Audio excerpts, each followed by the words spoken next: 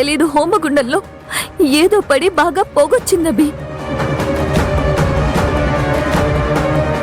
అది గమనించని నాకు లైట్ గా తల తిరగడంతో నేను కింద పడుతుంటే అటువైపు వచ్చిన ఎవరో ఒక అమ్మాయి నన్ను కాపాడపోయి పొరపాటున పాపం తనే హోమగుండంలో పడిపోయింది. తన పట్టు చీరకి నిప్పంటుకొని అరవడం మొదలు పెట్టింది. పాపం నేను తనని కాపాడడానికి వెళ్తున్నాను అభి, కానీ ఎవరో వెనక నుంచి వచ్చి నాకు సడన్ గా మత్తు మందిచ్చి నన్ను కిడ్నాప్ చేసి తీసుకెళ్లారు.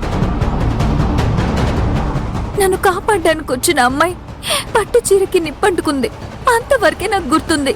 తర్వాత నేను స్పృహ కోల్పోయాను. తర్వాత ఏం జరిగిందో నాకు తెలియదు అభి.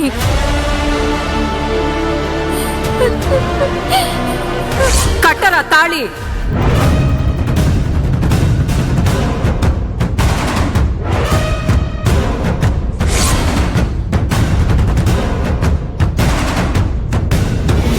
ఆ తర్వాత నేను వాళ్ళ దగ్గర నుంచి ఎలా తప్పించుకున్నానో ఇప్పటికీ తెలీదు.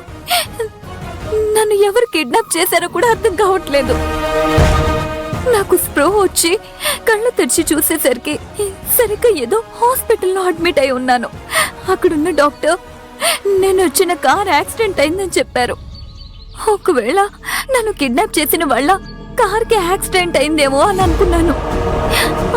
అతను నన్ను కిడ్నాప్ చేసి ఈ ఊరికి తీసుకొచ్చాడనుకుంటా. పట్టుకోండ్రా, వెళ్ళండి.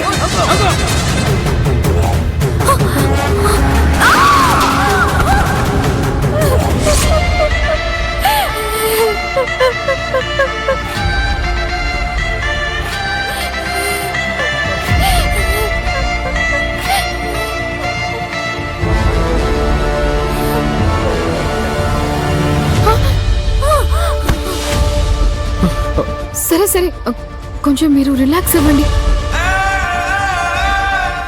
నువ్వు చెప్పిందంతా కరెక్టే అక్క. అయ్యో, తర్వాత ఏమైంది దేవి? కొన్ని రోజులు నేను స్పృహలో లేనభి. నాకేమైందో కూడా తెలియదు. ఈ ఊర్లోనే హాస్పిటల్లో ఉన్నాను. ఇప్పుడే కొన్ని రోజుల ముందు నాకు స్పృహ వచ్చిందభి. నేను దేవి అని తెలుసుకొని నా గతం అంతా గుర్తొచ్చిందభి. వెంటనే అప్పుడు నేను మిమ్మల్ని కలవాలనుకున్నాను. ఈ ఊరు నుంచి బయలుదేరదావా అనుకున్నాను. కానీ దేవి, నువ్వు ఫైర్ యాక్సిడెంట్ లో చనిపోయావని అమ్మ చెప్పారు. అవునభి, నేను చెప్తున్నాను కదా. ఆ రోజు గుడి బయట అత్తయ్య వాళ్ళ కాస్ట్లీ కార్ని వేరే కార్ గుద్దడం వల్ల చాలా పెద్ద గొడవ జరిగింది. అత్తయ్య, శ్రీను, చిన్నాన్న అక్కడ జరిగే గొడవ చూడ్డానికి వెళ్లారు. ఒక అమ్మాయి హోమగుండంలో పడి కాలిపోవడం చూసి నేను స్పృహ తప్పి పడిపోయాను. ఆ తర్వాత ఏం జరిగిందో నాకు గుర్తు లేదభి. పర్వాలేదే, అక్క బానే మేనేజ్ చేసింది. ఈమెను ఎవరో కిడ్నాప్ చేసి కార్లో తీసుకువెళ్ళింది. అరకులో ఆ కార్ యాక్సిడెంట్ అయ్యి గతం మర్చిపోయి ఇన్ని రోజులు ఇక్కడే ఉండిపోయి ఉంటుంది. ఒకవేళ ఈమెను కాపాడడానికి వచ్చిన ఆ అమ్మాయి హోమగుండంలో పడిపోయి కాలిపోయి ఉంటుందనుకుంటా. గుర్తుపట్టలేని విధంగా కాలిపోయిన అమ్మాయిని చూసి మన అత్తయ్య ఆ అమ్మాయి దేవి అని డిసైడ్ అయినట్టున్నారు. నేను కూడా అదే అనుకుంటున్నా సత్య. ఏంటి దేవి, నేను చెప్పింది కరెక్టేనా? ఉండొచ్చు. నేను కాలిపోయి చనిపోయానని వాళ్ళు చెప్పింది కూడా తెలీదు. అసలు ఆ విషయంలో ఏం జరిగింది అనే విషయం మనం ఇంటికి వెళ్ళాక అత్తయ్యని అడిగి తెలుసుకుంటే బెటర్ ఏమో. అవును సత్య. దేవి, నువ్వు నాకు ఒక ఫోన్ చేయొచ్చు కదా? ఎలా అన్నా, ఆమె మానసిక స్థితి అసలు బాగాలేక ఈ మధ్యనే తను మామూలు మనిషి అయ్యానని చెప్తున్నారు కదా. కరెక్టే.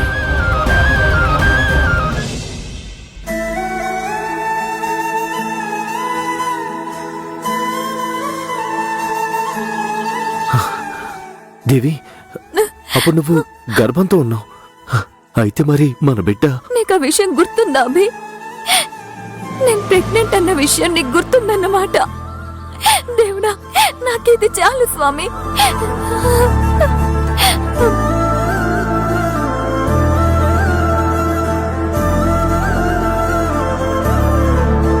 దేవి, మన బిడ్డ?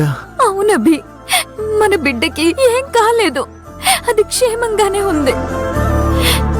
ఇదే కదా